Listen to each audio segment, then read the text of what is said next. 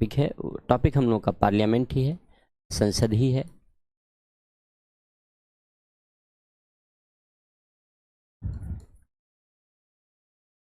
और पार्लियामेंट में हम लोग आज जिस टॉपिक की चर्चा शुरू करेंगे वह है विधायी कार्यवाही।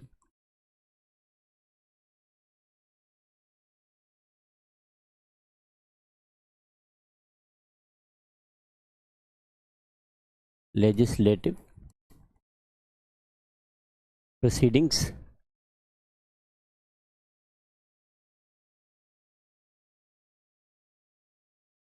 And parliament.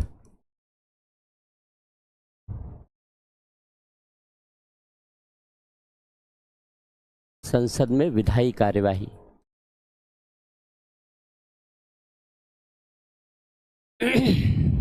संसद में विधायी कार्यवाही कैसे चलती है, लेजिस्लेटिव प्रोसीडिंग्स कैसे चलती हैं, इसी के बारे में हम लोग चर्चा करेंगे। तो यहाँ विधायी कार्यवाही का आशय क्या है? विधायी कार्यवाही का आशय है कि संसद में विधेयक कैसे पेश किए जाते हैं, कानून कैसे बनाए जाते हैं, इससे संबंधित जो महत्वपूर्ण कॉन्सेप्ट हैं और जो प्रावधान हैं कॉन्स्टिट्यूशन के, इन्हीं के विषय में हम लोग चर्चा करने जा रहे हैं। तो हम लोग जानते हैं सामान्य तौर पर कि कोई भी विधेयक कानून का रूप तभी लेता है जब वो संसद के द्वारा पारित कर दिया जाए और राष्ट्रपति की अनुमति उसे प्राप्त हो जाए। यानी कोई भी विधेयक,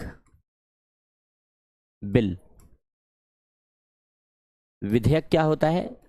ये कानून बनाने का प्रस्ताव होता है, कानून बनाने का ड्राफ्ट होता है।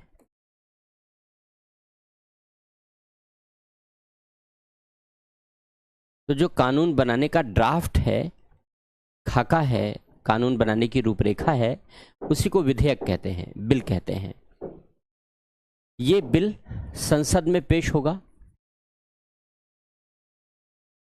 संसद में प्रस्तुत किया जाएगा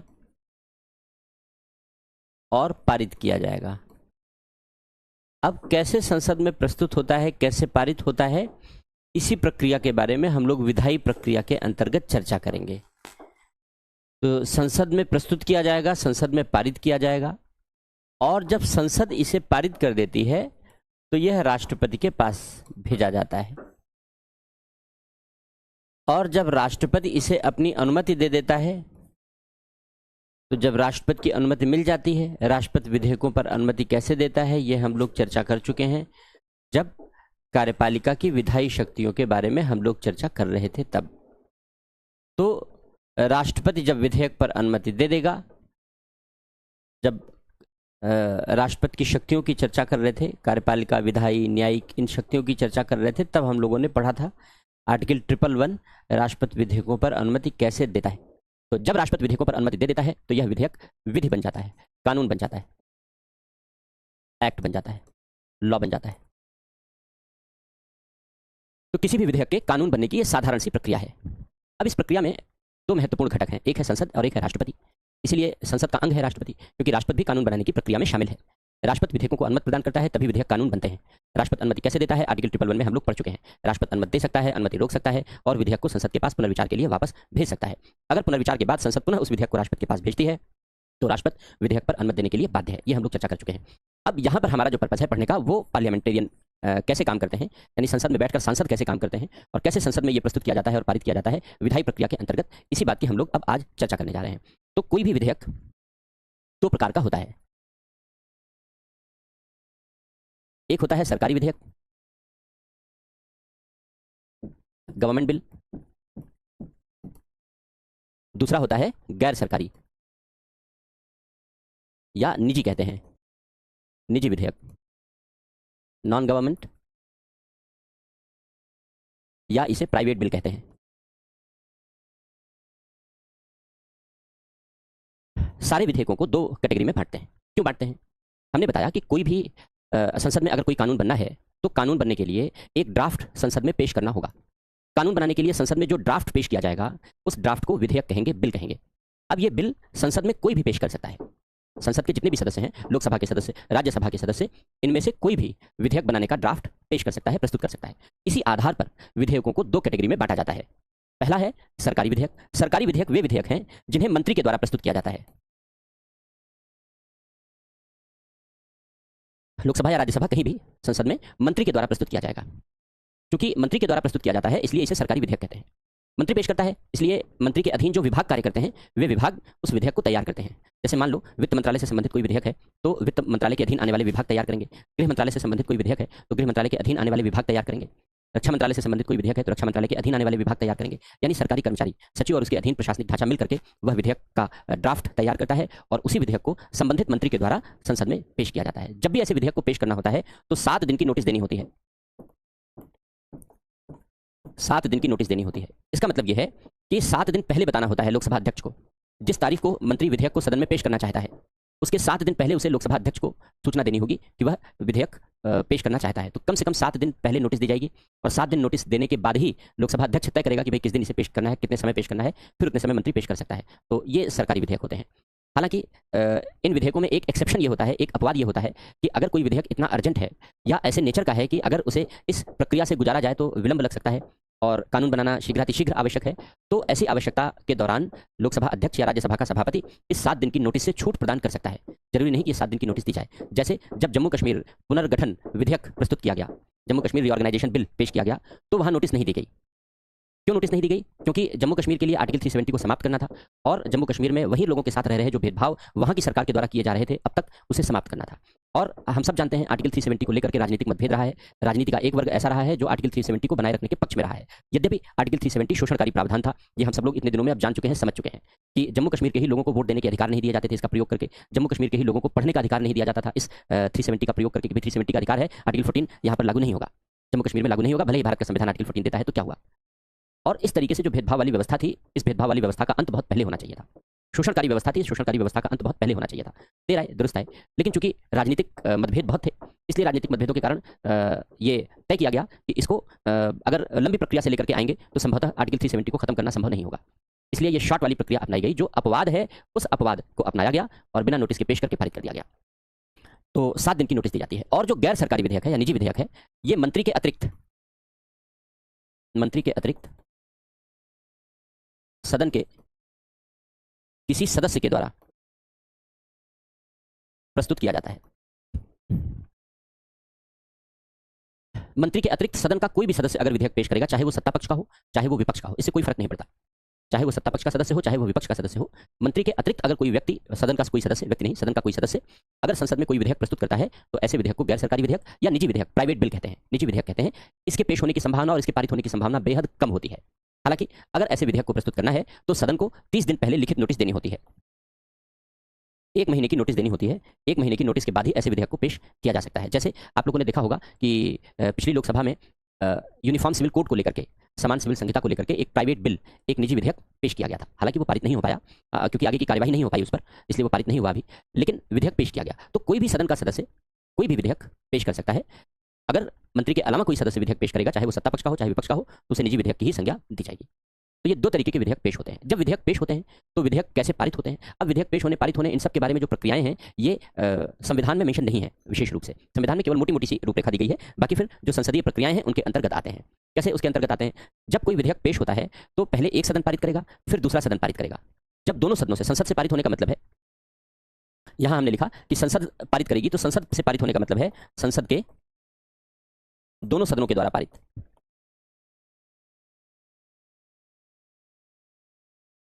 संसद के दोनों सदनों से पारित होना चाहिए, तभी उसे संसद से पारित माना जाएगा। तो संसद के दोनों सदनों से कैसे पारित होता है? कोई भी विधेयक जब पेश किया जाता है किसी भी सदन में तो 3 चरणों से होकर के गुजरता है। कोई भी सदस्य, कोई या मंत्री जो भी विधेयक संसद में पेश करेगा, वो विधेयक संसद के दोनों सदनों में 3 चरणों से होकर के गुजरेगा, 3 स्टेज से होकर के गुजरेगा। कौन कौन से स्टेज से होकर के गुजरेगा? पहली बात, इसको प्रत्येक स्टेज को कहते हैं वाचन। विधेयक के पारित करने के वाचन, वाचन यानी स्टेज, रीडिंग।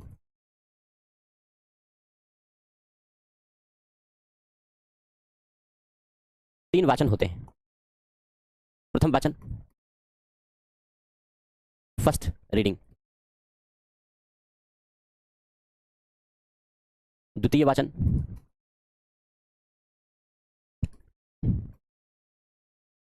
Second reading. और तृतीय वाचन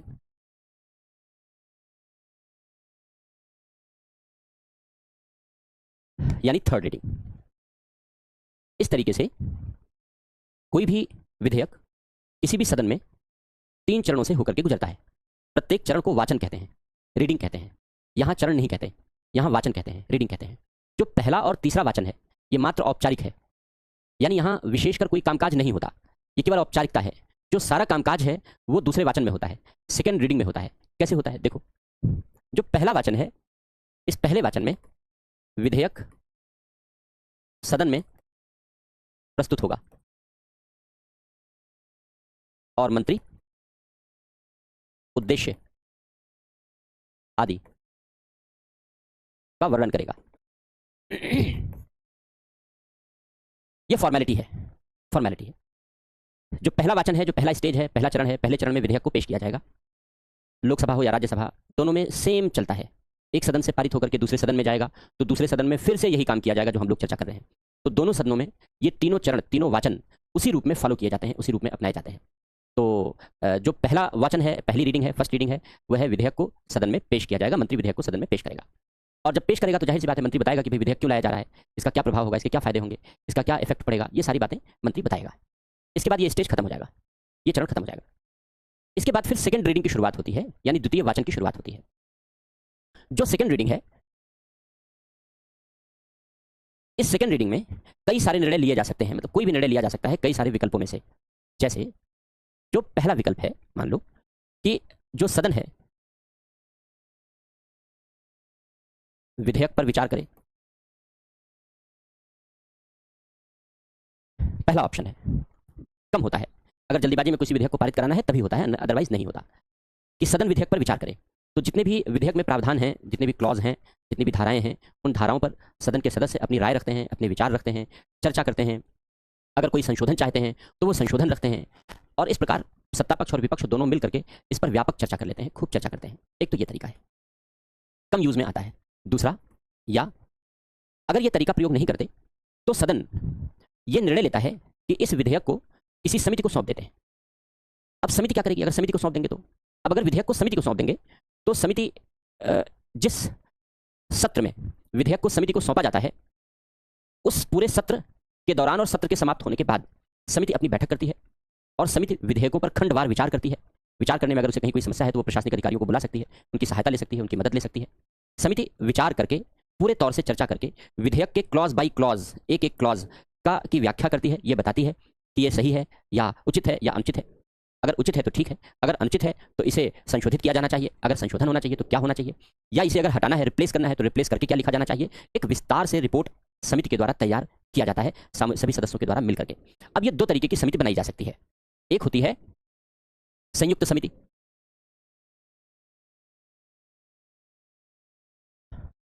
ज्वाइंट कमेटी को सौंपना। अब जो ज्वाइंट कमेटी होती है वो दोनों सदनों से मिलकर बनती है। जो ज्वाइंट कमेटी है वो दोनों सदनों से मिलकर के बनती है। इसमें लोकसभा के सदस्य राज्यसभा के सदस्यों की संख्या से दुगने रखे जाते हैं, क्योंकि लोकसभा के सदस्यों की संख्या दुगनी होती है।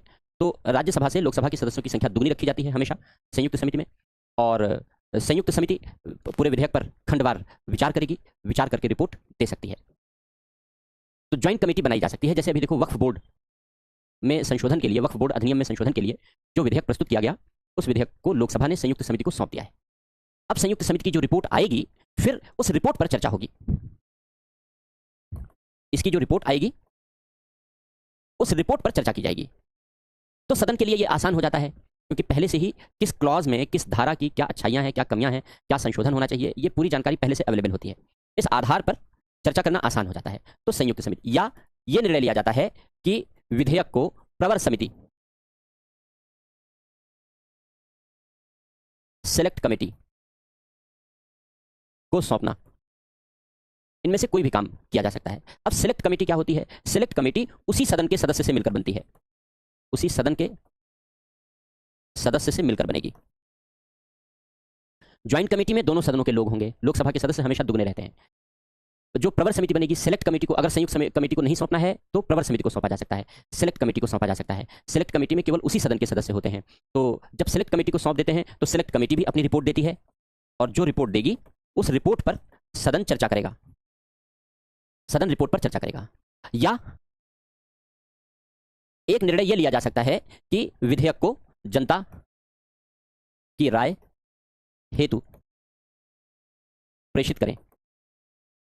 यह भी निर्णय लिया जाता है, यह कभी नहीं लिया जाता, क्योंकि सब आपस में ही बैठ करके कानून बना लेते हैं, हमारी जरूरत उन्हें कभी नहीं होती, जबकि डेमोक्रेसी में हमारे बिना उन्हें काम नहीं करना चाहिए। लेकिन एक बार हमने उन्हें चुनकर भेज दिया तो फिर उन्हें लगता है कि भगवान ने उन्हें चुनकर के भेजा है, और अब फिर वो हमें भूल जाते हैं, तो सारे अधिकारों का मनमाना प्रयोग शुरू कर देते हैं।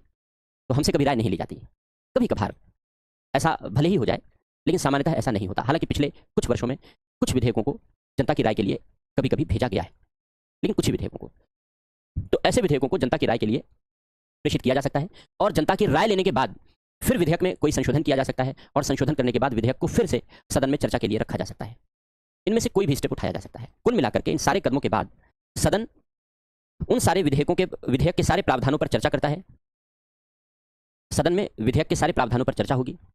चर्चा के बाद एक सर्वमान्य सहमति बनाई जाएगी, कॉमन कंसेंट होगा, सर्वमान्य सहमति होगी, कॉमन कंसेंट होगा, यानी सब जिस बात पर सहमत होंगे ऐसा विचार तैयार किया जाएगा। किस बात पर सर्वमान्य सहमति तैयार की जाएगी कि विधेयक में किन किन प्रावधानों को रखना है, किन किन प्रावधानों में संशोधन करना है, कौन कौन से संशोधन करने हैं, किन प्रावधानों को हटा देना है, इन सारी बातों पर सहमति बना ली जाएगी। इसका मतलब यह है कि विधेयक का स्वरूप अंतिम रूप से निर्धारित हो जाता है। विधेयक का स्वरूप क्या होगा, किस रूप में कानून बनेगा, किस रूप में कानून बनेगा, यह अंतिम रूप से यही तय कर लिया जाता है, यही निर्धारित कर लिया जाता है। इसके बाद इस विधेयक को तीसरे चरण के लिए पेश किया जाता है। दूसरा चरण यही समाप्त हो जाता है। सर्वमान्य सहमति बनने के बाद, कॉमन कंसेंट बनने के बाद सेकंड रीडिंग, सेकंड स्टेज खत्म हो जाता है। फिर थर्ड स्टेज यानी थर्ड रीडिंग की शुरुआत होती है, तीसरे वाचन की शुरुआत होती है। तीसरे वाचन में क्या होता है, यह भी केवल औपचारिकता है। यहां विधेयक को सदन में वोट करने के लिए प्रस्तुत किया जाता है। विधेयक को मतदान के लिए प्रस्तुत किया जाता है। तो अब इसमें कोई समस्या नहीं होती। क्यों? क्योंकि पहले से ही पता चल चुका है कि विधेयक का स्वरूप क्या होगा, और सारे सदस्यों ने मिलकर के सहमति बना ली है, सत्ता पक्ष विपक्ष सब ने मिलकर के सहमति बना ली है कि विधेयक का स्वरूप क्या होगा। इसलिए वोटिंग में कोई समस्या नहीं होती। वोटिंग कैसे होती है? दो तरीके से वोटिंग होती है। पहला होता है ध्वनि मत से वोटिंग। आप लोग सुनते होंगे कि किसी विधेयक को ध्वनि मत से पारित कर दिया, वॉइस वोट। तो वॉइस वोट क्या होता है, ध्वनि मत क्या होता है? तो पहला प्रयास होता है ध्वनि मत से पारित होना। ध्वनि मत से पारित होने में क्या किया जाता है, जैसे इस लोकसभा में पेश किया गया तो स्पीकर कहेगा कि भाई जो लोग इस विधेयक के पक्ष में हों वे जोर से बोलें आयेज। तो जो लोग जोर से बोले, जो लोग विधेयक के पक्ष में होंगे वो जोर से बोलेंगे आयेज। और फिर स्पीकर कहेगा जो लोग विधेयक के विपक्ष में हैं वो जोर से बोले नोज। तो जो लोग विधेयक के विपक्ष में होंगे वो बोलेंगे नोज। तो अब जिसकी आवाज ज्यादा होगी, आयेज की आवाज ज्यादा होगी तो इसका मतलब विधेयक पारित हो गया, नोज की आवाज ज्यादा होगी इसका मतलब विधेयक पारित नहीं हुआ। तो चूंकि सहमति पहले बन चुकी है इसलिए ये सब केवल फॉर्मेलिटी है, ये केवल फॉर्मेलिटी है। तो विधेयक पारित हो जाता है। मान लो किसी सदस्य ने आपत्ति कर दी कि नहीं जनाब आप आयेज को ज्यादा बता रहे हैं, हमारी राय में नोज ज्यादा है, आयेज ज्यादा नहीं है। तो फिर तब फिर गड़बड़ हो जाता है। तब फिर स्पीकर कहता है अच्छा रुको, चलो वोटिंग करा लेते हैं। तब वोटिंग होती है। अगर यहां विवाद हो गया ध्वनिमत की दशा में, तो ध्वनिमत की दशा में विवाद होने पर फिर वोटिंग होती है। तो वोटिंग कैसे होती है? हर सदस्य की सीट पर इलेक्ट्रॉनिक पैनल लगे होते हैं जिसका कंट्रोल सदन के महासचिव के पास होता है। सदन का महासचिव कुछ सेकंड के लिए वो इलेक्ट्रॉनिक पैनल सबका एक्टिव कर देता है, ऑन कर देता है, और सबको ये अवसर देता है कि आप अपने आगे लगे हुए रेड और ग्रीन में से किसी भी बटन को, किसी भी स्विच को ऑन कर सकते हैं। अगर आप ग्रीन ऑन करेंगे तो आपका ग्रीन वोट दर्ज हो जाएगा, अगर आप रेड ऑन करेंगे तो आपका रेड वोट दर्ज हो जाएगा। रेड मतलब नो, नोज, और ग्रीन मतलब आयेज। तो इस तरीके से वोटिंग की डिमांड अगर की जाती है सदन के सदस्य, वैसे इन जनरल नहीं होता क्योंकि पूरी सहमति यहां बन जाती है, इसलिए आगे इसकी आवश्यकता नहीं होती। लेकिन कभी कभी अगर विपक्ष को लगता है कि नहीं चलो कुछ मजा लेते हैं बाधा पैदा करके, तो फिर वो ऐसे व्यवधान पैदा कर सकता है। या अगर कहीं कहीं आयज और नोज दोनों की आवाज बराबर नजर आ रही है तब भी लोग मांग कर सकते हैं। तो ऐसी दशा में वोटिंग किया जा सकता है। तो ध्वनिमत से पारित किया जाएगा, नहीं तो या वोटिंग से। और वोटिंग कैसे होती है? साधारण बहुमत। संसद की सारी कार्यवाही जहां यह नहीं बताया गया है कि कैसे पारित होगा, सब साधारण बहुमत से पारित होगा। या वोटिंग से होगा तो साधारण बहुमत से होगा। साधारण बहुमत हम लोग पहले समझ चुके हैं, एग्जाम्पल से भी चर्चा कर चुके हैं। तो साधारण बहुमत से पारित कर दिया जाएगा। अब जब इसे एक सदन के द्वारा पारित कर दिया जाएगा तब दूसरे सदन में भेजा जाएगा। एक सदन से पारित होने के बाद अब दूसरे सदन में भेजा जाएगा।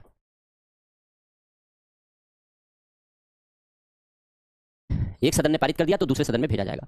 अब दूसरे सदन में भी यही सब होगा, पहला वाचन, दूसरा वाचन, तीसरा वाचन, first reading, second reading, third reading, सब कुछ होगा दूसरे सदन में भी। और जब दूसरा सदन भी पारित कर दे तब वो राष्ट्रपति के पास अनुमति के लिए भेजा जाएगा, और इस तरीके से जब राष्ट्रपति अनुमति दे देगा तो वो कानून बन जाएगा। लेकिन अब यहाँ पर इसमें एक व्यवधान आता है, एक समस्या उत्पन्न होती है। मान लो एक सदन ने विधेयक को पारित करके दूसरे सदन के पास भेज दिया और दूसरा सदन उस विधेयक से सहमत नहीं है, तब क्या होगा? तब तो विधेयक को पारित करने में गतिरोध उत्पन्न हो जाएगा, व्यवधान उत्पन्न हो जाएगा, बाधा उत्पन्न हो जाएगी। अगर गतिरोध, डेडलॉक उत्पन्न हो गया तो क्या होगा? तब राष्ट्रपति को यह अधिकार दिया गया है कि राष्ट्रपति दोनों सदनों की संयुक्त बैठक बुलाए जिससे इस गतिरोध को दूर किया जा सके और विधेयक को पारित करवाए। तो अब फिर दोनों सदनों की संयुक्त बैठक आयोजित होती है। संसद के दोनों सदनों का संयुक्त अधिवेशन, आर्टिकल 108 बहुत इंपॉर्टेंट आर्टिकल है। Joint session of both houses of parliament.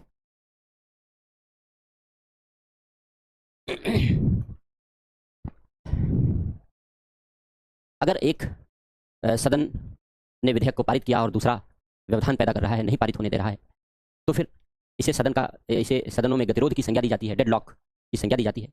और ऐसे डेडलॉक को दूर करने के लिए राष्ट्रपति को अधिकार दिया गया है कि वह दोनों सदनों का संयुक्त अधिवेशन बुलाए।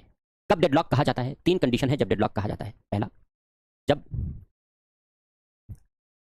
एक सदन द्वारा पारित विधेयक को दूसरा सदन अस्वीकार कर दे,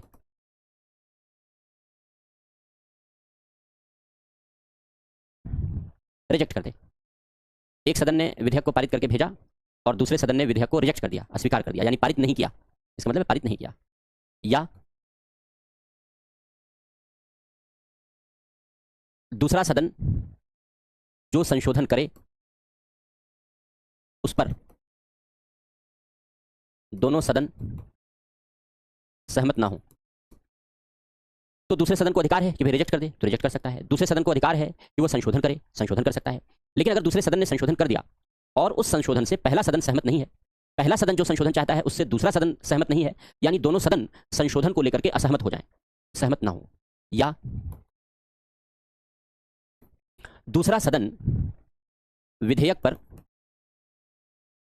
बिना विचार किए हुए, दूसरा सदन विधेयक पर बिना विचार किए हुए उसे 6 माह तक रोक लेता है,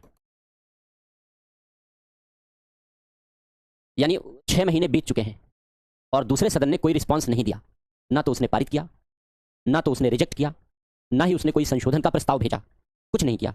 दूसरे सदन ने चुपचाप विधेयक को अपने पास रख लिया और 6 महीने बीत गए। तो ये 3 दशाओं में ये माना जाता है कि विधेयक को पारित करने को लेकर गतिरोध उत्पन्न हो गया है। तब ऐसे गतिरोध, डेडलॉक को दूर करने के लिए, क्योंकि गतिरोध हो गया कानून बनने में, विधेयक पारित होने में, तो जब गतिरोध हो गया, डेडलॉक हो गया, तो ऐसे गतिरोध को दूर करने के लिए राष्ट्रपति संयुक्त अधिवेशन बुलाएगा, दोनों सदनों का संयुक्त अधिवेशन बुलाएगा। कैसे बुलाएगा? राष्ट्रपति दोनों सदनों का संयुक्त अधिवेशन कैसे बुलाएगा?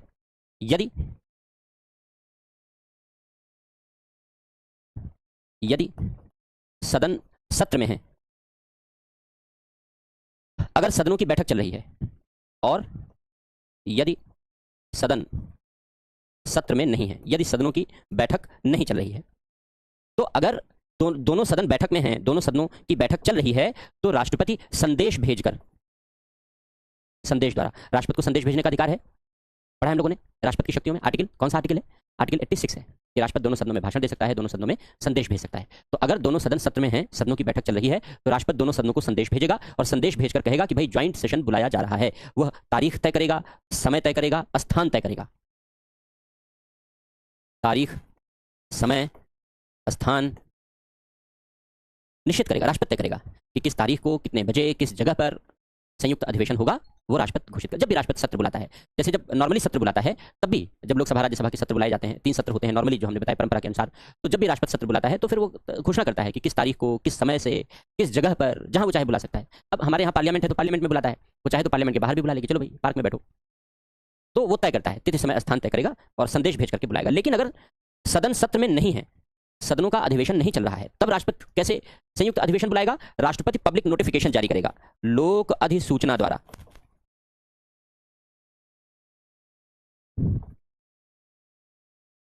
पब्लिक नोटिफिकेशन द्वारा राष्ट्रपति लोक अधिसूचना जारी करेगा। लोक मतलब जो सार्वजनिक रूप से सबको पता लग जाए, लोक अधिसूचना यानी लोगों को दी जाने वाली सूचना, जानकारी देगा कि भाई संयुक्त अधिवेशन बुलाया जा रहा है। जैसे अभी यूपीएससी ने नोटिफिकेशन जारी किया था, पब्लिक नोटिफिकेशन, जिसे वापस ले लिया गया।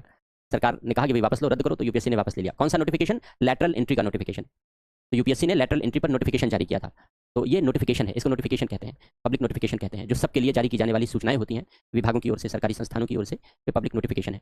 तो राष्ट्रपति अगर सदन सत्र में नहीं है तो पब्लिक नोटिफिकेशन जारी करेगा, अगर सदन सत्र में है तो संदेश जारी करेगा और इसके माध्यम से सदनों की बैठक बुलाएगा। अब अगर संयुक्त अधिवेशन बुलाया जाएगा तो संयुक्त अधिवेशन में काम कैसे होगा? ध्यान से सुनना, ये सारी बातें बहुत इंपॉर्टेंट है, प्री और मेन सबके लिए क्वेश्चन खूब पूछे जाते हैं, पूछे गए हैं। तो जब संयुक्त अधिवेशन बुलाया जाएगा, मान लो संयुक्त अधिवेशन बुला दिया गया और लोकसभा भंग हो गई, तब क्या होगा? तब भी संयुक्त अधिवेशन होगा, भले ही लोकसभा भंग हो जाए। यदि संयुक्त अधिवेशन की अधिसूचना जारी होने के बाद लोकसभा भंग हो जाए, तो भी संयुक्त अधिवेशन आयोजित होगा। अगर लोकसभा भंग हो चुकी है, अगर लोकसभा पहले भंग हो गई है और ज्वाइंट सेशन नहीं बुलाया गया है, तो ज्वाइंट सेशन की अधिसूचना जारी नहीं की जाएगी, क्योंकि लोकसभा अस्तित्व में है ही नहीं।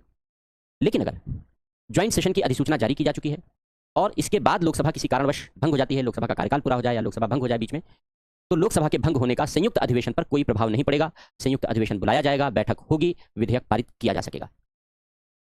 तो लोकसभा के भंग होने का कोई असर नहीं होगा, बशर्ते अधिसूचना पहले जारी की जा चुकी हो। जब संयुक्त बैठक बुलाई जाएगी तो संयुक्त बैठक में लोकसभा और राज्यसभा के दोनों के सदस्य भाग लेंगे। इसलिए ऐसे समय में जो संयुक्त बैठक की अध्यक्षता होगी वो कौन करेगा? स्पीकर करेगा। स्पीकर यानी लोकसभा के अध्यक्ष के द्वारा किया जाएगा, लोकसभा अध्यक्ष करेगा। अगर ये अनुपस्थित है, उपलब्ध नहीं है, तो डिप्टी स्पीकर करेगा। अगर डिप्टी स्पीकर भी अनुपस्थित है, ऐसा होता नहीं है लेकिन कल्पना करने में क्या जाता है, तो फिर उपसभापति करेगा। उपसभापति कहां का होता है? राज्यसभा का होता है, राज्यसभा का सभापति करेगा तब। हालांकि अध्यक्ष रहता है, तो संयुक्त बैठक की अध्यक्षता हमेशा लोकसभा के अध्यक्ष के द्वारा यानी स्पीकर के द्वारा की जाती है। जो लोकसभा की कार्यवाही है, संयुक्त अधिवेशन की कार्यवाही है,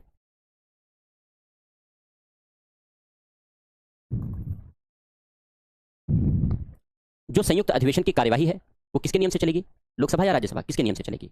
वैसे तो कॉन्स्टिट्यूशन ये कहता है कि राष्ट्रपति इसके लिए नियम बना सकता है, लेकिन अगर नियम नहीं बनाया गया है तो लोकसभा के नियम के अनुसार चलेगी। तो कार्यवाही राष्ट्रपति, स्पीकर एवं राज्यसभा के सभापति से परामर्श कर नियम बना सकता है। लोकसभा के अध्यक्ष से और राज्यसभा के सभापति से परामर्श करके राष्ट्रपति कोई नियम बना सकता है। लेकिन नॉर्मली राष्ट्रपति अगर नियम नहीं बनाता है तो संयुक्त अधिवेशन की कार्यवाही लोकसभा के नियम के अनुसार चलाई जाएगी। तब जिन आधारों पर लोकसभा की कार्यवाही चलाई जाती है, उन्हीं आधारों पर संयुक्त अधिवेशन की कार्यवाही चलाई जाएगी। तो ये संयुक्त अधिवेशन के बारे में प्रावधान है। अब तक 3 बार संयुक्त अधिवेशन बुलाने की आवश्यकता पड़ी है। पहली बार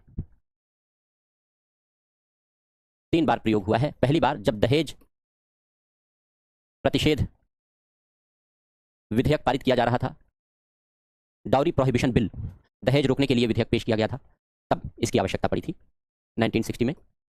दूसरी बार बैंकिंग सेवा आयोग, पहले एक बैंकिंग सेवा आयोग बनाया गया था, इसको समाप्त करने के लिए निरसन, बैंकिंग सेवा आयोग निरसन, निरसन मतलब खत्म करना, समाप्त करना, बैंकिंग सेवा आयोग को खत्म करने के लिए एक विधेयक बनाया गया था और उस विधेयक पर संयुक्त अधिवेशन की आवश्यकता अनुभव की गई थी 1977 में।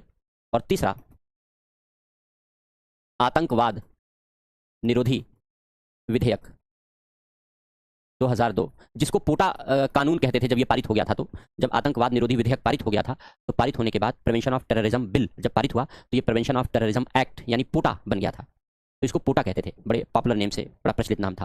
कानून विधेयक पारित होने के बाद जब कानून बन गया था, तो 2002 में जब पोटा बना था, यानी आतंकवाद निरोधी विधेयक पेश किया गया था, तब 3 अवसरों पर, हालांकि अब ये कानून खत्म हो चुका है, क्योंकि हमारे यहाँ कोई कानून बनता है तो उसका बहुत अच्छा पालन नहीं हो पाता, बहुत उपयोगी पालन नहीं हो पाता। जैसे देखो, जो महिलाएं हैं उनके खिलाफ जो यौन दुराचार हैं, उनको रोकने के लिए 2013 के बाद कानूनों में बड़े कड़े प्रावधान किए गए हैं, मृत्युदंड तक की सजा का प्रावधान किया गया है। लेकिन सब जानते हैं कि कानूनों का पालन हमारे देश में बेहद खराब और बेहद कमजोर है। कन्विक्शन रेट केवल 27% है। 73 मामलों में, 100 में से 73 मामलों में से लोग बरी हो जाते हैं, केवल 27 मामलों में लोगों को सजा हो पाती है।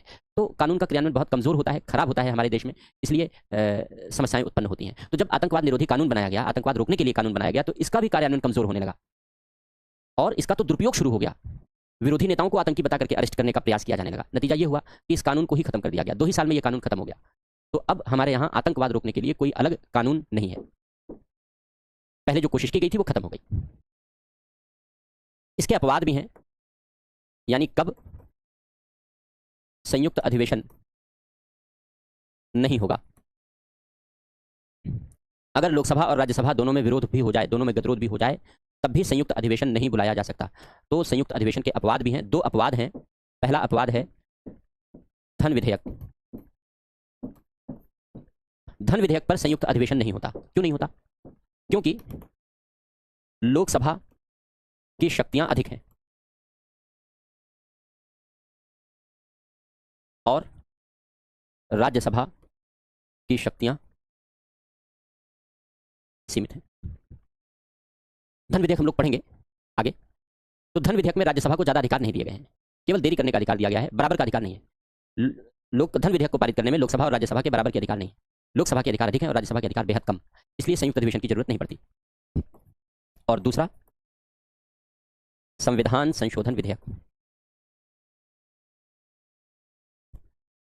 जो संविधान संशोधन विधेयक होते हैं उन पर भी संयुक्त अधिवेशन नहीं बुलाया जा सकता अगर लोकसभा और राज्यसभा में गतिरोध हो जाए तो। क्यों? क्योंकि संविधान में संशोधन करना है।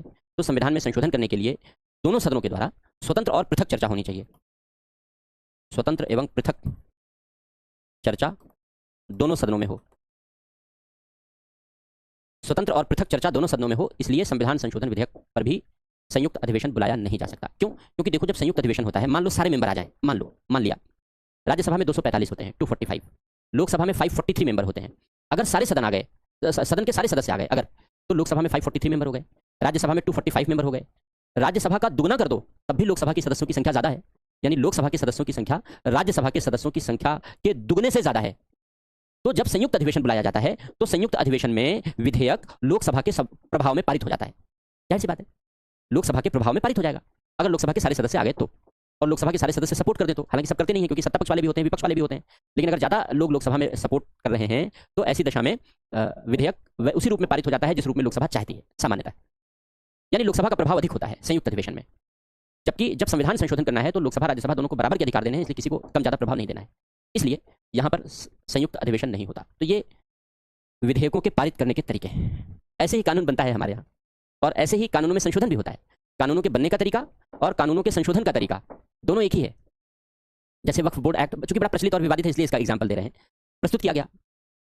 डेटा प्रोटेक्शन एक्ट में भी संशोधन प्रस्तुत किया गया है, लेकिन उसकी कोई चर्चा नहीं है क्योंकि लोगों को क्या मतलब क्या हो रहा है। लेकिन वक्फ बोर्ड को लेकर के संवेदनशीलता ज्यादा है, तो उसके अलावा और भी विधेयक पेश है, लेकिन उन विधेयकों के बारे में चर्चा ही नहीं, लोग जानते भी नहीं, आपको पता भी नहीं होगा कि ऐसा भी कोई कानून बना है, ऐसा भी कोई विधेयक पेश हुआ है।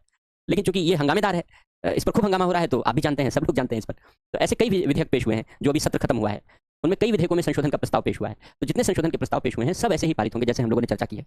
यही तरीका है पारित करने का, यही तरीका है कानून बनाने का, यही तरीका है कानूनों में संशोधन करने का। और अगर किसी कानून को खत्म करना है, जैसे आपने देखा होगा 3 किसान कानून बनाए गए थे, अच्छे थे बुरे थे, इनसे हमारा मतलब यहाँ नहीं है।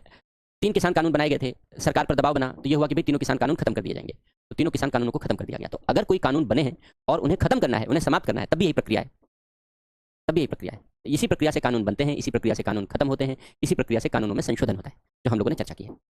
बाकी राष्ट्रपति की जो अनुमति है वो हम लोग पहले चर्चा कर चुके हैं, वो हम लोग पहले समझ चुके हैं। अब ये तो विधायी प्रक्रिया हो गई। इस विधायी प्रक्रिया में एक चीज हम लोग और चर्चा कर लेंगे, के लिए इंपॉर्टेंट है, सत्रावसान का विधेयक पर प्रभाव, लंबित विधेयक पर। प्रभाव। इसका मतलब क्या हुआ? इसका मतलब ये हुआ कि जैसे सत्रावसान मतलब सत्र के समापन की घोषणा कर देना। जैसे अभी जो मानसून सत्र चल रहा था उसके समापन की घोषणा हो गई। अब कई विधेयक इस सत्र में पेश किए गए, लेकिन विधेयक पारित तो नहीं हो पाए। विधेयक पारित नहीं हुआ और सत्र खत्म हो गया। तो जब विधेयक पारित नहीं हुआ और सत्र खत्म हो गया तो प्रश्न ये उत्पन्न होता है कि इन विधेयकों का क्या होगा? क्या ये विधेयक भी खत्म हो जाएंगे या ये विधेयक अगले सत्र में कंटिन्यू रहेंगे और उन पर चर्चा की जाएगी? इसी बात को हम लोग यहां समझ रहे हैं। तो सत्रावसान का विधेयक पर प्रभाव, कोई प्रभाव नहीं होता, कोई प्रभाव नहीं होता। सत्र खत्म हो जाएगा तो अगले सत्र में विधेयक पर चर्चा शुरू हो जाएगी। जहां तक हो चुकी थी उसके आगे अगले सत्र में शुरू हो जाएगी। जहां तक काम विधेयक पर हो चुका है उसके आगे अगले सत्र में शुरू हो जाएगा। तो सत्रावसान का विधेयकों पर कोई प्रभाव नहीं होता। लोकसभा के विघटन का या भंग होने का लंबित विधेयकों पर प्रभाव।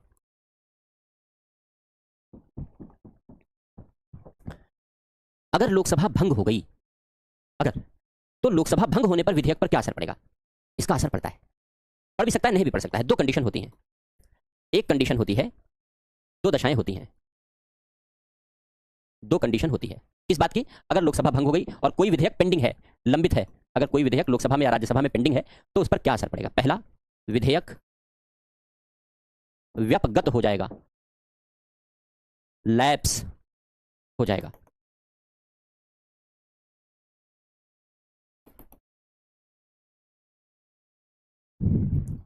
और दूसरा, विधेयक व्यपगत यानी लैप्स नहीं होगा।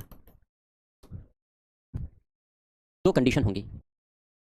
एक कंडीशन यह है कि अगर लोकसभा के भंग होने पर, कि अगर लोकसभा भंग हो गई तो विधेयक भी दम तोड़ देगा। लोकसभा के भंग होते ही विधेयक भी दम तोड़ देगा, यानी विधेयक का अस्तित्व खत्म हो जाएगा।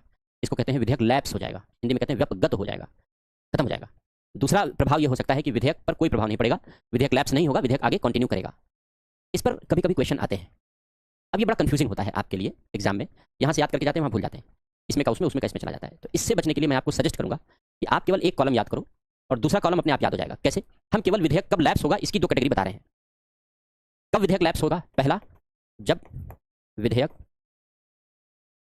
लोकसभा में लंबित हो।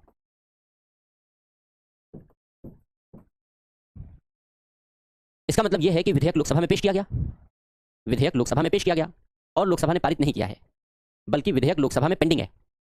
तो जब विधेयक लोकसभा में पेश किया गया और लोकसभा में पेंडिंग है, अभी लोकसभा ने पारित नहीं किया है और लोकसभा भंग हो गई तो विधेयक भी दम तोड़ देगा, विधेयक भी खत्म हो जाएगा। दूसरी बात, जब विधेयक लोकसभा ने पारित कर दिया हो। पहला तो है कि पारित किया ही नहीं, दूसरा जब विधेयक लोकसभा ने पारित किया हो किंतु राज्यसभा में पेंडिंग हो, राज्यसभा में पेंडिंग हो, राज्यसभा ने भी पारित नहीं किया, विधेयक लोकसभा से पारित करके राज्यसभा के पास भेजा गया और राज्यसभा में पारित नहीं हो पाया, उससे पहले ही लोकसभा भंग हो गई, तो विधेयक दम तोड़ देगा।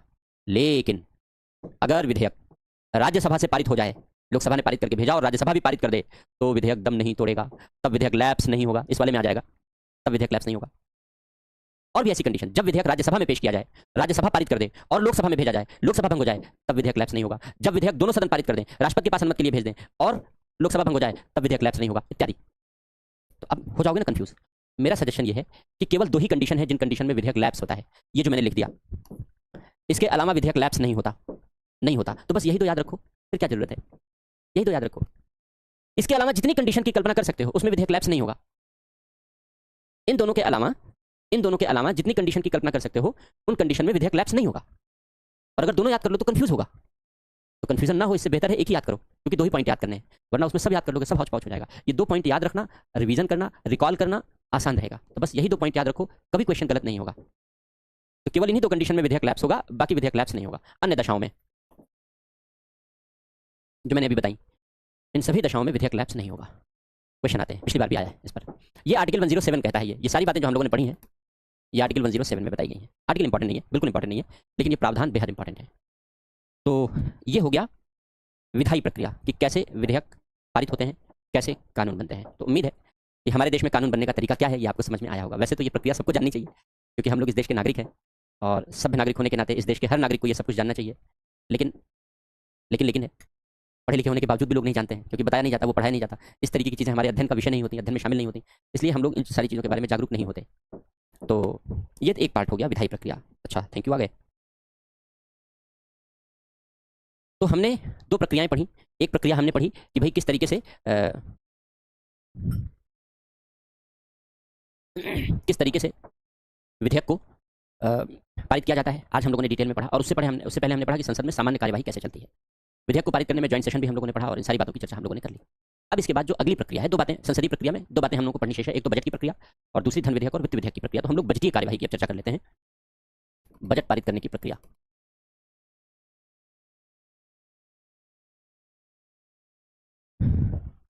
बजट पारित करने की प्रक्रिया। तो बजट पारित करने की प्रक्रिया में कई सारे चरण होते हैं। पहला चरण है प्रस्तुतिकरण, दूसरा चरण है सामान्य चर्चा, तीसरा चरण है अनुदान मांगों पर चर्चा, अनुदान हाइफन मांगों पर चर्चा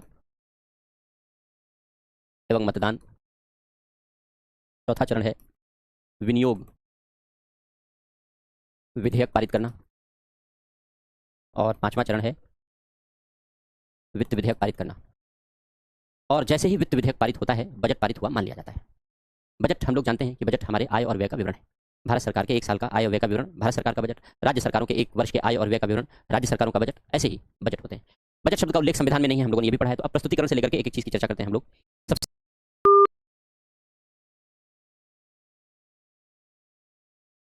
पहले प्रस्तुतिकरण की बात कर लेते हैं यहीं पर। आर्टिकल 112 क्लॉज 1 ये कहता है राष्ट्रपति। बजट कौन रखवाता है? बजट प्रस्तुत करवाने की जिम्मेदारी किसकी है? आर्टिकल 112 क्लॉज 1 ये पढ़ा है हम लोगों ने। संसद के दोनों सदनों के सम्मुख एनुअल फाइनेंशियल स्टेटमेंट रखवाएगा, वार्षिक वित्तीय विवरण या वार्षिक वित्तीय कथन रखवाएगा। इसी को बजट कहते हैं। क्योंकि बजट शब्द का प्रयोग संविधान में नहीं है, ये हम लोग पहले चर्चा कर चुके हैं जब राष्ट्रपति की वित्तीय शक्तियां पढ़ रहे थे। तो बजट शब्द का प्रयोग कॉन्स्टिट्यूशन में नहीं है। एनुअल फाइनेंशियल स्टेटमेंट कहते हैं। राष्ट्रपति इसे संसद के दोनों सदनों के सम्मुख रखवाता है। कॉन्स्टिट्यूशन केवल इतना कहता है। अब ये परंपरा है कि राष्ट्रपति की ओर से लोकसभा में वित्त मंत्री और राज्यसभा में कोई अधीनस्थ मंत्री, जैसे राज्य मंत्री होते हैं, द्वारा पेश किया जाता है। अभी देखा होगा आपने बजट, जो निर्मला सीतारमण जी हैं हमारी वित्त मंत्री, उन्होंने लोकसभा में बजट प्रस्तुत किया, लोकसभा में बजट पेश किया। तो परंपरा है ये। कॉन्स्टिट्यूशन कहता है केवल इतना कि राष्ट्रपति रखवाएगा दोनों सदनों के सम्मुख। तो राष्ट्रपति की ओर से बजट यानी एनुअल फाइनेंशियल स्टेटमेंट लोकसभा में वित्त मंत्री और राज्यसभा में वित्त मंत्रालय का ही कोई अधीनस्थ मंत्री बजट प्रस्तुत करता है।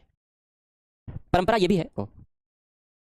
भी है कि 1 फरवरी को बजट प्रस्तुत किया जाता है 2017 से।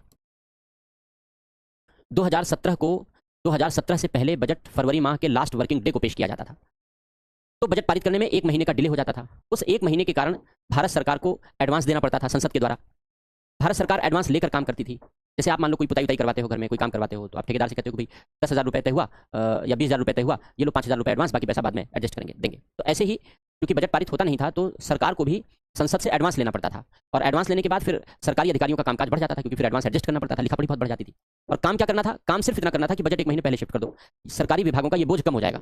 क्योंकि फरवरी माह के अंतिम कार्य दिवस को पेश किया जाएगा, ये अंग्रेजी परंपरा थी, 1866 से चली आ रही थी। 2017 में ये अंग्रेजी परंपरा खत्म कर दी गई और सरकारी अधिकारियों के ऊपर जो अतिरिक्त और अनावश्यक बोझ था वो खत्म कर दिया गया। तो इसलिए ये काम किया गया, मतलब इसके पीछे रीजन ये था। तो 1 फरवरी को अब बजट पेश होता है, 11 बजे पेश होता है 1999 से। 1999 के पहले बजट शाम को 5 बजे पेश होता था। अंग्रेजी परंपरा 1866 से चली आ रही है, 1866 से। तो बजट शाम को 5 बजे पेश होता था। तो 5 बजे पेश होता था तो बस बजट पेश हो गया, औपचारिकता हो गई, सब अपने अपने घर चले गए। लेकिन अब दिन में 11 बजे बजट पेश हो जाता है, तो उसका लाभ ये मिलता है कि दिन भर बजट के सारे प्रावधानों को वित्त मंत्री के द्वारा पढ़कर लोकसभा में व्यापक तरीके से सुनाया जाता है। बजट के सारे प्रावधानों की डिटेल लोगों के सामने सरलता से उपलब्ध हो जाती है। तो बजट किन उद्देश्यों के लिए बनाया गया, किन नीतियों के लिए बनाया गया, इसकी व्यापक डिटेल उपलब्ध कराई जाती है। जब 5 बजे पेश होता था तो ये सारी चीजें नहीं हो पाती थी। तो ये भी परंपरा 1990 से बदली। सब परंपराएं हैं, अंग्रेजी परंपराएं थी, उसको छोड़ करके हम लोगों ने कुछ नई नई परंपराएं अडॉप्ट की हैं। तो 1 फरवरी को पेश होता है 2017 से, 11 बजे पेश होता है 1999 से।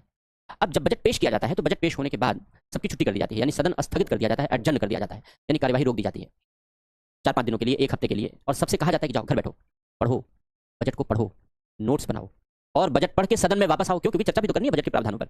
तो जब तक पढ़ेंगे नहीं तब तक चर्चा कैसे करेंगे? तो सारे सदस्यों को छुट्टी दे दी जाती है, जाओ भाई बजट पढ़ के आना। फिर जब सदस्य बजट पढ़ करके आते हैं तो फिर से सदन की कार्यवाही शुरू होती है और सामान्य चर्चा आयोजित की जाती है। जनरल डिस्कशन होता है। सामान्य चर्चा में केवल नीतिगत चर्चा होती है, बजट के प्रावधान पर नहीं।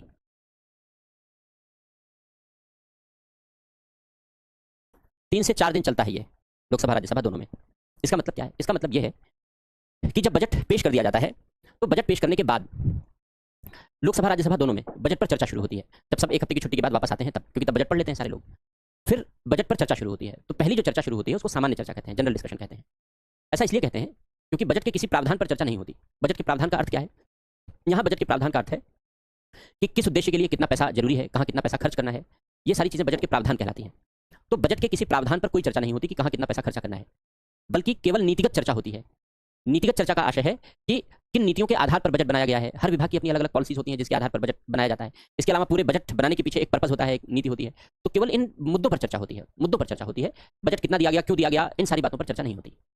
ये चर्चा 3-4 दिन चलती है लोकसभा राज्यसभा सब में, और अंत में वित्त मंत्री इन सबका एक सामान्य सा उत्तर देता है कि जो संदेह उत्पन्न किए गए होते हैं, जो प्रश्न उत्पन्न किए गए होते हैं, उनका सामान्य सा उत्तर प्रस्तुत करता है। और इस उत्तर के बाद फिर ये सेशन, ये चरण कंप्लीट हो जाता है।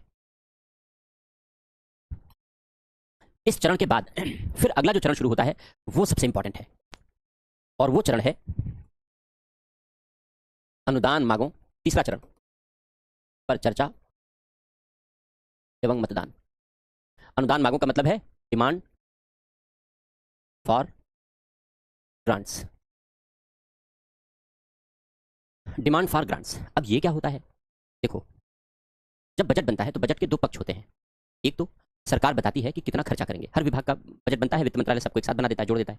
तो गृह मंत्रालय कितना खर्च करेगा, रक्षा मंत्रालय कितना खर्च करेगा, बाल विकास मंत्रालय कितना खर्च करेगा, पर्यावरण मंत्रालय कितना खर्च करेगा, किन किन मदों में खर्च होगा, किन किन योजनाओं में, किन किन उद्देश्यों पे, सब लिखा गया होता है। तो एक तो खर्चे से संबंधित होता है हर मंत्रालय के, हर विभाग के। एक तो बजट का पक्ष ये है। दूसरा बजट का पक्ष होता है कि पैसा कहाँ से आएगा, कितना कर वसूला जाएगा, कौन से नए कर वसूले जाएंगे, टोटल कितना टैक्स कलेक्शन होगा देश में, भाई इनकम कितनी होगी सरकार की, ये भी तो बजट में बताया जाता है। ये भी अनुमान होता है, क्योंकि बजट एक अनुमान होता है अगले एक साल के लिए। जैसे इस साल का जो बजट बना, अब ये 24-25 के लिए एक अनुमान है, 31 मार्च 2025 तक के लिए। तो खर्चा कितना होगा, कमाई कितनी होगी, कितना सरकार का खर्चा है, सरकार की कमाई कितनी है, इसी का ब्यौरा होता है, इसी का विवरण होता है बजट में। एक बात, सबसे पहले खर्चे वाला पार्ट पारित किया जाता है, कमाई वाला बाद में, इनकम वाला बाद में। तो जो अनुदान मांगे हैं वो खर्चे से संबंधित है, व्यय से संबंधित है, एक्सपेंडिचर से संबंधित है। दो शब्द हमने कहा, अनुदान हाइफन मांगे, यानी जब हाइफन शब्द जुड़ता है तो ये सामासिक चिन्ह होता है, इसका एक अर्थ होता है। तो यहां हो गया अनुदान के लिए मांगे, demand for grants, demand for grants, demand grant के लिए डिमांड, अनुदान के लिए मांग। अब ये क्या होता है, अनुदान के लिए मांग क्या होता है, ध्यान से सुनो।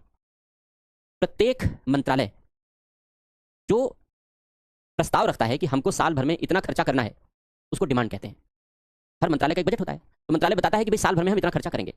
जब वो बताता है कि हम साल भर में इतना खर्चा करेंगे तो उसको डिमांड कहते हैं, उसको मांग कहते हैं। अब ये डिमांड प्रस्तुत क्यों की जाती है लोकसभा में? इसलिए पेश की जाती है क्योंकि सारा खर्चा भारत सरकार का किससे होगा, संचित निधि से, कंसोलिडेटेड फंड से। पढ़ा हम लोगों ने तीन निधियां। और संचित निधि पर कंट्रोल किसका होता है, कंसोलिडेटेड फंड पर कंट्रोल किसका होता है, संसद का, सरकार का नहीं होता। खर्चा करना है सरकार को, जिस जेब से खर्चा करना है उस जेब पर कंट्रोल है संसद का। तो भाई सरकार संसद से कहेगी ना कि हमको इतना खर्चा करने के लिए पैसा निकालने की परमिशन दे दो अपनी जेब से, कंसोलिडेटेड फंड से। अगर संसद परमिशन दे देगी तभी सरकार खर्चा कर पाएगी, नहीं तो नहीं कर पाएगी। इसी बात को अनुदान मांगों पर चर्चा मतदान कहते हैं कि प्रत्येक मंत्रालय मांग प्रस्तुत करता है, मांग, व्यय की मांग, कि इतना खर्चा हमें साल भर में करना है। जब संसद चर्चा करती है, चर्चा के बाद उसे पारित कर देती है। तो जब संसद पारित कर देती है, मतदान कर देती है, तो मतदान के बाद, पारित कर देने के बाद वो मांग अनुदान बन जाती है, अनुदान बन जाती है। जब तक संसद ने पारित नहीं किया है तब तक वो डिमांड है। जैसे ही संसद ने पारित किया वो ग्रांट बन जाती है, अनुदान बन जाती है। तो ऐसे ही प्रत्येक मंत्रालय, प्रत्येक विभाग को लोकसभा अध्यक्ष समय देता है। सब मंत्री अपनी अपनी जगह से खड़े होकर के अपनी अपनी डिमांड प्रस्तुत करते हैं। लोकसभा चर्चा करती है, चर्चा करने के बाद उसे पारित करती है। कैसे करती है देखो, ये केवल लोकसभा में होता है, राज्यसभा में नहीं। ये चरण केवल लोकसभा में होगा, राज्यसभा में ये चरण नहीं होता। 26 दिन निर्धारित किए गए हैं, 26 दिन निर्धारित किए गए हैं टोटल मांगों को पारित करने के लिए। मांगें घटती बढ़ती रहती हैं। जैसे पहले भारत सरकार का बजट, रेलवे का बजट अलग अलग होता था, तो 106 मांगें भारत सरकार की और रेलवे की करीब 20-25 मांगें, तो कुल मांगें 130 से ज़्यादा हुआ करती थी। फिर धीरे धीरे मांगों को एडजस्ट किया गया। अब जैसे मान लो 102 मांगें ऑन एन एवरेज 102, 3, 4 पेश की जाती हैं, तो अब अगर 102 मांगें हैं यानी 100 से ज़्यादा ही रहती हैं। अब अगर, क्योंकि विभाग 100 से ज़्यादा है, तो 100 से ज़्यादा मांगे हैं अगर, तो इन 100 से ज़्यादा मांगों को 26 दिनों में पारित करना है। बड़ी नाइंसाफी, संभव नहीं है कि 26 दिनों में सभी मांगों पर चर्चा हो जाए और पारित हो जाए, क्योंकि एक मांग पर एक दिन में चर्चा हो जाए यही बहुत बड़ी बात है। लेकिन 26 दिन तय किए गए हैं, क्यों पता नहीं, ब्रिटिश परंपरा है, अंग्रेजी परंपरा है, दिन कम ही रखने होते हैं। तो 26 डेज तय किए गए हैं। प्रत्येक मांग मंत्री द्वारा राष्ट्रपति की ओर से प्रस्तुत की जाती है। राष्ट्रपति की अनुमति से, राष्ट्रपति की सिफारिश से प्रस्तुत की जाएगी। हर मांग राष्ट्रपति की सिफारिश से पेश होगी, क्योंकि बजट पेश कराने की जिम्मेदारी तो राष्ट्रपति की है ना, ये लोग तो कर रहे हैं राष्ट्रपति की ओर से। तो प्रत्येक मांग मंत्री द्वारा राष्ट्रपति की ओर से प्रस्तुत की जाएगी, राष्ट्रपति के बिहाफ पर पेश की जाएगी। अब जब राष्ट्रपति की ओर से प्रस्तुत की जाएगी तो कैसे की जाएगी राष्ट्रपति की ओर से प्रत्येक मांग जब राष्ट्रपति की ओर से प्रस्तुत की जाती है तो मंत्री ये कहता है कि हमें इतना रुपया खर्च करने की अनुमति दी जाए, ऐसे मांग पेश करता है।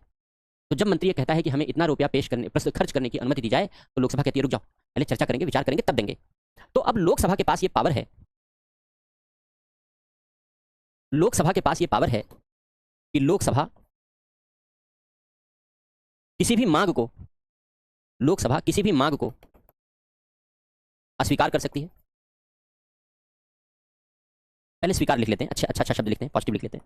मांग को स्वीकार कर सकती है,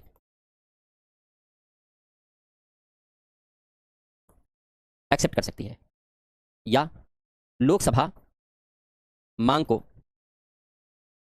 अस्वीकार यानी रिजेक्ट कर सकती है, या लोकसभा मांग में कमी कर सकती है। ये सब कर सकती है भाई। लोकसभा से पैसा मांगा गया, मंत्री ने कहा कि इतना पैसा खर्च करने की परमिशन दी जाए, तो जब मंत्री ने कहा तो लोकसभा कहेगी रुको, पहले चर्चा करते हैं। तो चर्चा करने के बाद लोकसभा ये तय कर सकती है कि चलो ले जाओ, ऐश करो, खर्चा करो, ले जाओ, कमीशन खाओ। ये नहीं कहती, ये तो मैं मजाक में कह रहा हूँ, क्योंकि खर्चा करने में रिश्वतखोरी चलती रहती है, क्या करें। देखो बिहार में कितने पुल गिर गए। तो लोकसभा मांग को स्वीकार कर सकती है कि ठीक है ले जाओ, खर्चा करो। लोकसभा मांग को रिजेक्ट कर सकती है कि ना, 1 रुपया नहीं देंगे खर्चा करने के लिए। लोकसभा मांग में कमी कर सकती है कि नहीं, जरूरत से ज्यादा मांग रहे हो, इतना पैसा नहीं मिलेगा, कम ले जाओ खर्चा करने के लिए। लेकिन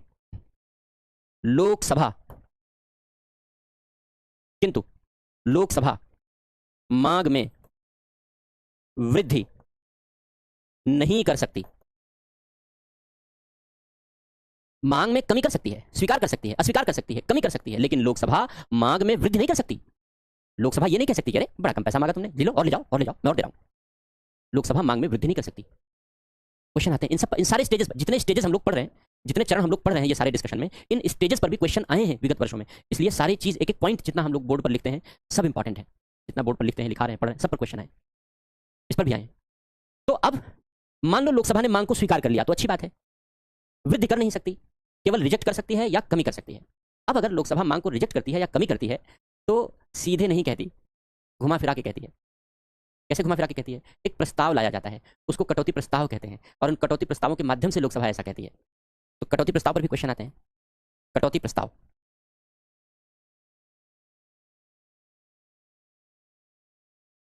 कट मोशन, लोकसभा में कटौती प्रस्ताव लाया जाता है। सब लोकसभा में ही हो रहा है, राज्यसभा से इसका कोई मतलब नहीं। 3 तरीके के कटौती प्रस्ताव लाए जाते हैं। पहला है नीतिगत कटौती प्रस्ताव, पॉलिसी कट मोशन। दूसरा है मितव्ययता कटौती प्रस्ताव, इकोनॉमी कट मोशन। और तीसरा है प्रतीक या सांकेतिक कटौती प्रस्ताव, टोकन कट मोशन। 3 तरीके के प्रस्ताव लाए जा सकते हैं। अब सब केवल कहने के लिए है, कुछ नहीं आता और कुछ नहीं होता, क्योंकि इन सबका कोई महत्व नहीं होता। क्यों नहीं महत्व होता? क्योंकि लोकसभा में हमेशा सरकार का बहुमत होता है, और अगर सरकार को बहुमत खोने का डर है तो व्हिप जैसा झुंझुना है ना हाथ में, व्हिप जैसा हथियार है ना हाथ में राजनीतिक दलों के, कि व्हिप जारी करके वो अपना बहुमत बनाए रख सकते हैं। क्योंकि व्हिप जारी कर देंगे तो राजनीतिक दल के सदस्य दाएं बाएं हो नहीं सकते। तो हमेशा लोकसभा में सरकार का बहुमत होता है। ये सब लोकसभा में ही होता है, ये सब विपक्ष के द्वारा लाया जाता है, इसलिए इनका कोई महत्व नहीं होता। ये केवल सांकेतिक महत्व के होते हैं, व्यवहार में इनका कोई महत्व नहीं होता। ये केवल और केवल सांकेतिक महत्व है इनका, सारे कटौती प्रस्तावों का। क्यों? क्योंकि लोकसभा में हमेशा सरकार का बहुमत होगा, सीधी सी बात है। लेकिन फिर भी व्यवस्था बनाई गई है। अब ये 3 कटौती प्रस्ताव हैं, ये तीनों कटौती प्रस्ताव किसी नाम से नहीं लाए जाते। यानी कभी लोकसभा ये नहीं कहती कि हम नीतिगत कटौती प्रस्ताव ला रहे हैं, कभी लोकसभा यह भी नहीं कहती कि हम मितव्ययता कटौती प्रस्ताव ला रहे हैं, कभी वह यह भी नहीं कहती कि हम प्रतीक कटौती प्रस्ताव ला रहे हैं। अजीब बात है, नाम से नहीं बुलाएंगे तब नीतिगत मितव्ययता और प्रतीक आएंगे कैसे? तो ये लोकसभा के अध्यक्ष पर निर्भर है। प्रस्तुतिकरण की अपनी एक भाषा शैली है, जिस भाषा शैली से प्रस्तुतिकरण किया जाता है उसी से निष्कर्ष निकाला जाता है, उसी से कंक्लूजन निकाला जाता है। जैसे जब यह प्रस्ताव लाया जाता है कि मांगी गई धनराशि को घटाकर 1 रुपया कर दिया जाए, रिड्यूस्ड टू ₹1। मांगी गई धनराशि को घटाकर 1 रुपया कर दिया जाए, यानी हम 1 रुपए दें। तो 1 रुपए में तो कुछ नहीं होगा। लोकसभा कह रही है हम 1 रुपए देंगे तुमको खर्चा करने के लिए, ले जाओ 1 रुपए ऐश करो। तो 1 रुपए में तो कुछ नहीं होगा, केवल एक एलपीएल आएगी, 1 रुपए में इसके अलावा कुछ होना नहीं है। तो इसका मतलब यह है कि लोकसभा के सदस्य मांग से सहमत नहीं है, वो मांग को रिजेक्ट करना चाह रहे हैं, मांग को रिजेक्ट करना चाह रहे हैं। तो ये मांग को अस्वीकार करने के लिए लाया जाता है, लेकिन इस नाम से पेश नहीं किया जाता। यह प्रस्ताव पेश किया जाता है कि मांग को घटाकर 1 रुपया कर दिया जाए। तो जब यह प्रस्ताव लाया जाता है तो लोकसभा का अध्यक्ष यह निष्कर्ष निकालता है कि नीतिगत कटौती प्रस्ताव लाया गया है। लोकसभा का अध्यक्ष यदि प्रस्ताव को स्वीकार करता है तो इस पर चर्चा का समय देगा, मतदान का समय देगा, चर्चा होगी, मतदान होगा, और यदि यह पारित हो जाए, यदि यह पारित हो तो सरकार गिर जाएगी, बड़ी गिरी हुई होती है, तो सरकार त्यागपत्र देगी, तो सरकार को अनिवार्यतः त्यागपत्र देना होगा। आए थे हरिभजन को ओटन लगे कपास, चले थे बजट पारित करने और चल बसे। तो नीतिगत कटौती प्रस्ताव का प्रभाव इतना गंभीर होता है, सबसे इफेक्टिव है, सबसे प्रभावी है, कभी नहीं यूज होता क्योंकि हमने बताया सब सांकेतिक महत्व के हैं, इनका कोई प्रभाव नहीं होता क्योंकि सरकार हमेशा बहुमत में रहती है लोकसभा में, और केवल लोकसभा में इसका प्रयोग किया जा सकता है। लेकिन फिर भी सरकार पर नैतिक दबाव बनाए रखने के लिए काफी है। तो नीतिगत कटौती प्रस्ताव का उपयोग ऐसे होता है। इसी तरीके से मितव्ययता कटौती प्रस्ताव तब लाया जाता है जब लोकसभा को लगता है कि भाई ठीक है, पैसा तो मांगा, ठीक किया मांग करके, लेकिन ज्यादा मांग लिया, कम मांगना चाहिए। तब मांग में कमी करने के लिए यह प्रस्ताव लाया जाता है, मांग में कमी करने के लिए यह प्रस्ताव लाया जाता है कि धनराशि में से एक मुश्त धनराशि, लमसम अमाउंट, जैसे मान लो 100 करोड़ रुपए या 500 करोड़ रुपए, है ना, ऐसे मान लो उदाहरण, एक मुश्त धनराशि कम कर दी जाए। जब यह प्रस्ताव लाया जाएगा तो इसका मतलब यह है कि मितव्ययता कटौती प्रस्ताव लाया गया है। इसका मतलब है कि लोकसभा को लग रहा है कि फिजूल खर्ची है इस मांग में, इसलिए मांग में कमी करने का प्रस्ताव पेश किया गया है, और अगर यह पारित हो जाए तो उसका प्रभाव नीतिगत कटौती प्रस्ताव जैसा ही होगा, लेकिन पारित कुछ नहीं होता। और तीसरा है प्रतीक कटौती प्रस्ताव, सांकेतिक कटौती प्रस्ताव, इसी का प्रयोग होता है। यह प्रस्ताव क्यों लाया जाता है? यह प्रस्ताव लाया जाता है किसी मांग पर और अधिक चर्चा करने के लिए, क्योंकि 26 दिन तय किए गए हैं, मांगे बहुत ज्यादा हैं, स्पीकर थोड़ा थोड़ा समय देता है, सदन के सदस्य चर्चा से सेटिस्फाई नहीं हो पाए, तब फिर वो डिमांड करते हैं कि भाई इस पर हमको और चर्चा करनी है, हमको और समय दे दिया जाए। तो जब और चर्चा करनी है और समय दे दिया जाए तब फिर वो इसका प्रयोग करते हैं। इसी का प्रयोग कभी कभार होता है, इसी का प्रयोग कभी कभार बस। लेकिन इस नाम से तो प्रस्ताव लाया नहीं जाता। तो प्रस्ताव क्या लाया जाता है? प्रस्ताव ये लाया जाता है कि मांगी गई धनराशि में से 100 रुपए कम कर दिए जाएं, reduced by ₹100, amount to be reduced by ₹100, amount to be reduced by ₹100। मांगी गई धनराशि में से 100 रुपए कम कर दी जाए। अब जहां हजारों करोड़ रुपए का बजट है, उस 1000 करोड़ रुपए के बजट में से 100 रुपए की एक नोट निकाल ली गई तो उसका कोई प्रभाव तो पड़ना नहीं है, लेकिन वो यह दर्शाने के लिए है कि सदन के सदस्य और चर्चा की डिमांड कर रहे हैं। तो इसी का प्रयोग होता है। अगर लोकसभा के पास समय है, तो समय नहीं रहता तो वो भी नहीं हो पाता। तो ये कटौती प्रस्ताव हैं, इन कटौती प्रस्तावों से होकर के मांगे गुजरती हैं। हालांकि हमने सब बताया, सब केवल और केवल कहने के लिए है, इनका कोई विशेष प्रभाव नहीं होता। और फिर सारी मांगों पर ऐसे ही चर्चा की जाती है और मतदान किया जाता है। लेकिन मांगें 100 से ज्यादा हैं, दिन केवल 26 हैं, तो सारी मांगों पर तो चर्चा नहीं ही होनी है, ये तो तय है। और बिना चर्चा के मतदान नहीं होता, ये कार्यवाही का नियम है, हमने पहले भी बताया, सदन में बिना चर्चा के मतदान नहीं होगा। और 26 दिन में सारी मांगें पारित भी करनी है। 27वां दिन नहीं मिलेगा, किसी भी दशा में नहीं मिलेगा। 26 दिन में सारी मांगें पारित करनी है। तब अंतिम दिन यानी 26वें दिन, अंतिम दिन का मतलब कयामत का दिन नहीं, अंतिम दिन यानी 26वें दिन गिलोटिन का प्रयोग करेंगे। हमने कहा था ना कि गिलोटिन का प्रयोग बजट पारित करने में हम हर साल करते हैं। गिलोटिन का प्रयोग करेंगे, अंतिम दिन गिलोटिन का प्रयोग करेंगे। गिलोटिन का प्रयोग क्या होता है? बिना चर्चा के मतदान, यानी सारी मांगों को एक साथ रख करके मेज थपथपा दी जाएगी, सारी मांगों को एक साथ रख करके मेज थपथपा दी जाएगी और सारी मांगें पारित मान ली जाएंगी। इसी तरीके से अंतिम दिन गिलोटिन का प्रयोग होगा और सारी मांगें पारित हो जाती हैं। इसी के साथ यह चरण खत्म हो जाता है और फिर चौथा चरण शुरू होता है, विनियोग विधेयक पारित करना।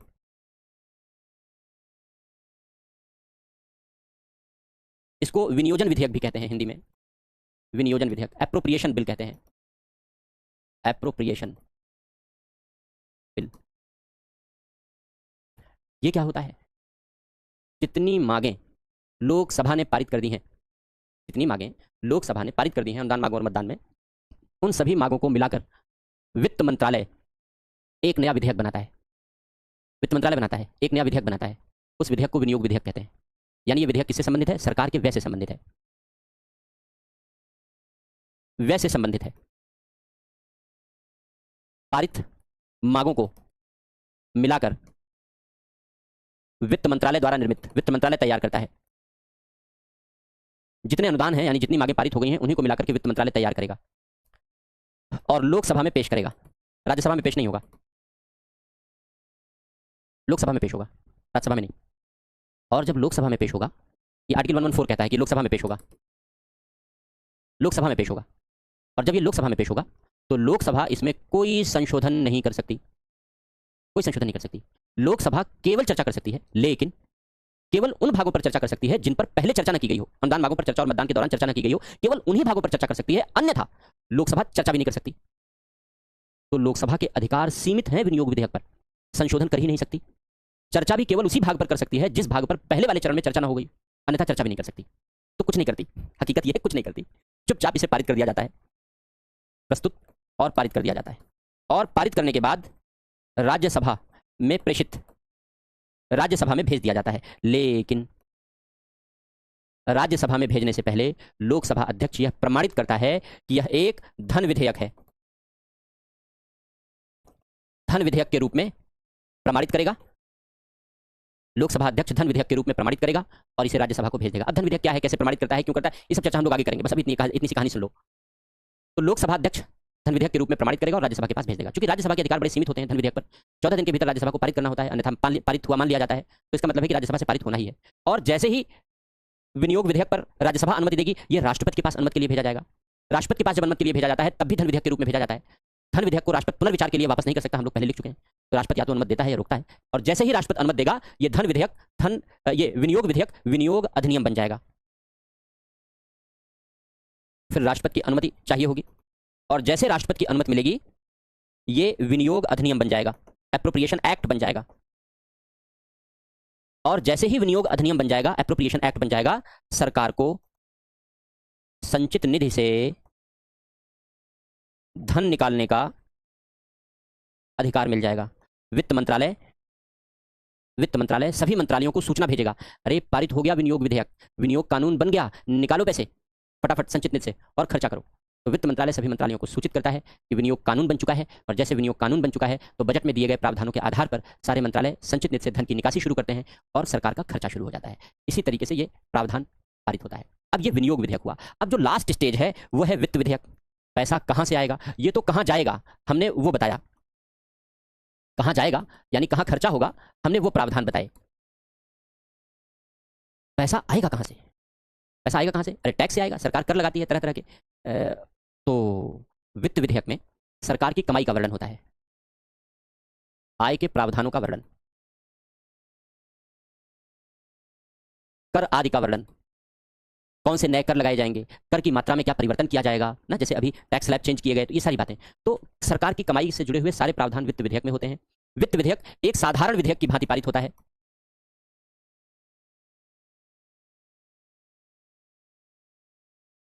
साधारण विधेयक की भांति पारित होता है। साधारण विधेयक का मतलब लोकसभा राज्यसभा के समान अधिकार हैं। अगर गतिरोध हो जाए तो संयुक्त अधिवेशन भी बुलाना पड़ सकता है। तो सामान्य विधेयक की तरीके से पारित होता है। क्यों? क्योंकि नो टैक्सेशन विदाउट रिप्रेजेंटेशन, हमारा कॉन्स्टिट्यूशन कहता है कि नो टैक्सेशन विदाउट रिप्रेजेंटेशन, बिना प्रतिनिधित्व के कर नहीं लगाया जाएगा, और प्रतिनिधित्व दोनों सदनों का होना चाहिए। तो दोनों सदनों से सामान्य रूप से पारित किया जाएगा। जब दोनों सदन वित्त विधेयक को पारित कर देंगे, वित्त कानून बन जाएगा, तभी नई दरें लागू हो सकती हैं। इतना होने में 1 अप्रैल शुरू हो जाता है। 1 अप्रैल से विनियोग कानून तो लागू हो जाता है, लेकिन वित्त कानून लागू नहीं हो पाता।